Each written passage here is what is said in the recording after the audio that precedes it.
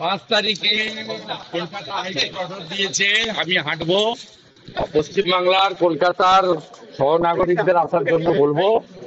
বিকেল 3টে থেকে 5টা 12 জন সহনাগরিকের মমতা বন্দ্যোপাধ্যায় সরকার পৌরসভার অপদার্থতার জন্য কর্পোরেশনের যে সহনাগরিক মারা গেছে তাতে স্মৃতির উদ্দেশ্যে আমরা কলেজ স্কোয়ার থেকে ডরিনা ক্রসিং হাঁটবো 5 তারিখে।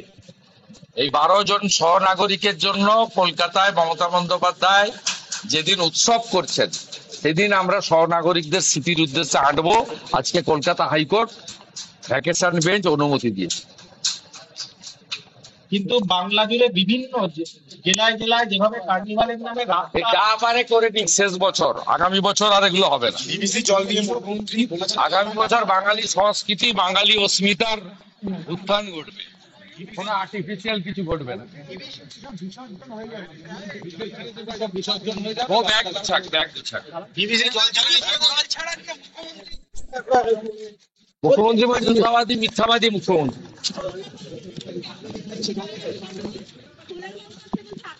অসুস্থ ছিল না, অসুস্থ ছিল। আরো ভালো ভালো খবর দেখতে সাবস্ক্রাইব করুন বাংলা হান্টের ইউটিউব চ্যানেল। বাংলা হান্টের আরো খবর দেখতে নজর রাখুন। বাংলা খবর মানেই বাংলা হান্ট।